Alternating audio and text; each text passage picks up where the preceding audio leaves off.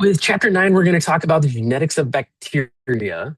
And when you take microbiology, you'll talk more about just the overall diversity of microorganisms and kind of like the different groups that exist in the tree of life and what niche they may have and more about their evolutionary history. When we're going to talk about bacteria in this class, we're going to talk about them from the perspective of them as a tool. And so bacteria are a really useful tool inside of genetics research to help us understand how heredity works, how DNA works, how cells use genetic information, and also as kind of like little factories to produce things for us because we can give them a gene, they'll turn it into a protein or an enzyme, and we can use them as this little machine that can manufacture stuff for us. And so bacteria are of immense importance, account for 1/4 to 1/3 of human deaths worldwide. That makes them pretty important. Also, just if you were to describe life on Earth, just in terms of like what does the average cell look like in terms of abundance today, or just what does the average cell look like over the history of Earth, the normal, most common cell would be a bacteria. There's more bacterial cells in your body right now than there are eukaryotic cells that make you you. So bacteria are all over the place. They have colonized the earth in every single environment. They're in more places than eukaryotic cells could exist. They've got allelic differences, and so bacteria are not all of the same. They do have less DNA, less genes than most eukaryotic cells, but there still is lots of diversity. It's just not visual in the same way that it would be for us. Most bacteria are haploid, so 1N. They have only one chromosome for each homologous group.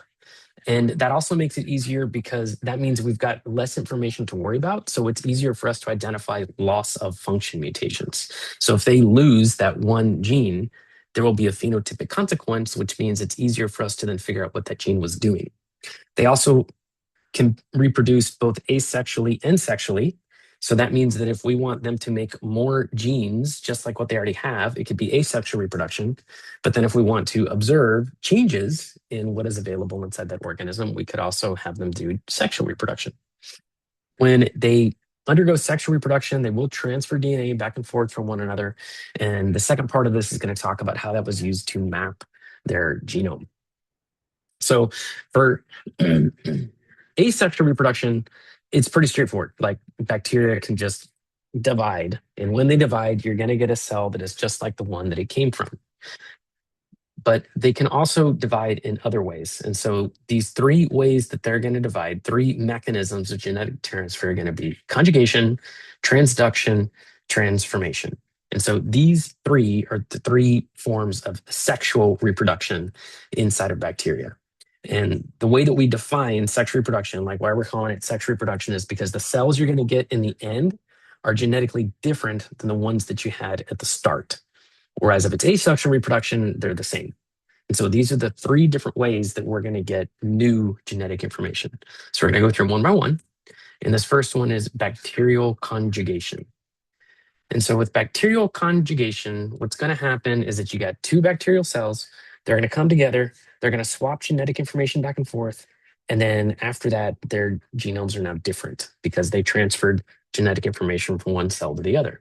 And the people who are going to discover this is in 1946, Lederberg and Tatum. They're looking at E. coli, and the two different E. coli's that they're looking at have got different nutritional growth requirements. Like they need different things inside of their environment in order to survive. And so in this experiment, this is the stuff that they need. So the MET, like the BIO, these stand for different amino acids. So biotin, threonine, leucine. And so they're showing that they have three of them, but they're missing two over here on the left. And then this one over here on the right, it has two of the requirements, but it does not have the other three. And so because they're missing stuff, neither of these colonies can survive, right? Like they can't survive on the agar because they don't have all of the nutritional requirements that they would need to reproduce and survive. But if you put the two strains together and then you place them on the plate, they are able to survive. And so what that told them is that somehow these organisms are transferring information, they're transferring genetic information that are going to give them the ability to survive in this environment. And so somehow information is going back and forth, and that by definition would be sexual reproduction. Here's where they're describing it. One auxotrophic strain, it's required biotin and methionine. The other one could produce threonine, leucine, thiamine. The other auxotrophic strain could produce biotin and threonine, but it needed threonine, leucine, thiamine. So basically, they need each other, right? Um, and so they somehow are passing traits back and forth, and they know that because they were able to survive on this plate. And so they reason that some genetic material is transferred, and they don't know exactly where it's happening, like is one gaining or is one losing or what's happening, but they just knew that they are able to survive on the plate. So bacteria must be capable of some kind of sexual reproduction. So now we go to the next experiment. This is Bernard Davis, and he's got the same strains of bacteria, but notice in this first experiment, they're mixing them all together inside of a test tube, and they don't really know what happens after they mix them together in a test tube. All they know is that they survived. And so Davis is going to use this interesting U-tube item. So it's like literally a tube shaped in like the letter U, made of glass, and there's a filter in the middle. And the filter has got little pores inside, and the pores are big enough for genetic material to go back and forth, but the pores are small enough that the actual bacterial cells can't go from one side to the other. So that means that the cells could come up to the little filter like over here, and they could pass information back and forth, but they can't actually move from one side to the other. It'd be kind of like imagine you're inside of like a cell, like a prison cell, and you could go up to like, the gate looking fence thing, right? And you can like interact with stuff on the other side, but you can't actually walk through the fence. And so the two strains of bacteria are going to stay on the other side, but they can pass stuff back and forth. And what they were able to see is that without physical contact, they did not transfer genetic material. And so that tells us that they have to be able to physically touch one another in order for whatever is going on inside of this test tube to actually occur. And so that's they're able to determine that part that they have to be able to touch. And so the thing that is eventually going to be discovered is, again, this thing called conjugation. And this is where bacteria are going to produce these things that are called the sex pili on their outside. And so they're going to look like little hairs. And in this example, they've already found one another. But for most bacteria, if they're producing sex pili, they're producing sex pili like all around them. They're like these little hair things that are sticking out in every direction. And remember that bacteria don't have eyeballs. They don't know where each other are. And they're very, very, very tiny. And so for them, the world is huge and they're this tiny little organism. Well, by having these sex pili sticking out in every direction, as they go through whatever fluid they're living in, those sex pili are ideally, eventually, hopefully, going to hit another bacterium that also has sex pili. Just by chance, they're going to bump into one another. And when they do that, those sex pili are going to lock together, they're going to join, they're going to open up, and they're going to form this little thing called as the sex pilus. So it's like singular instead of plural, so sex pilus, and it's going to be kind of like a tube. And it reminds me of like when you go to the bank and it's like the drive-through thing at the bank and there's that vacuum tube where you can put stuff into the little canister and it sucks it up. It's kind of like that. So now they're going to establish this little tube connection.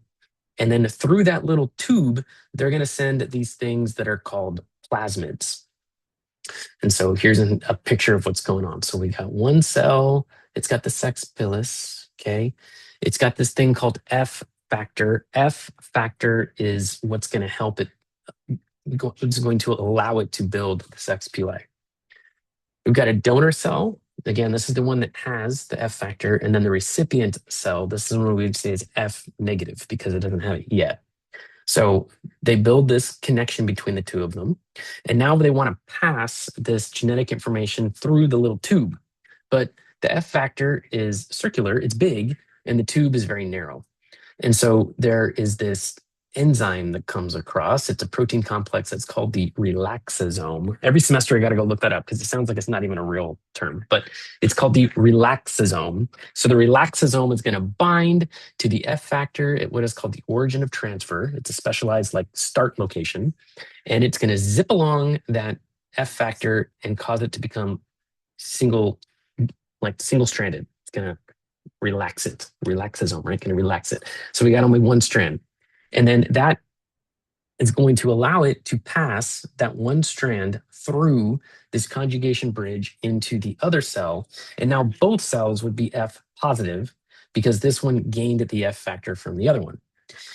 You'll notice that the F factor at the beginning is double stranded. It's kind of like our chromosomes that we talk about with us. They've got two copies, right? So there's two copies of this F factor. It's double stranded. It's going to send only one of those strands across and leave the other one behind so that way both cells can be F positive in the end. And so this is conjugation. With bacterial conjugation, they always are going to build sex pili. With bacterial conjugation, they're always going to send genetic information from one cell to another one. And then with bacterial conjugation, those cells are now genetically different after the event compared to before it. And so that's what's going to make it sexual reproduction. And this is one of the ways that bacteria can sexually reproduce.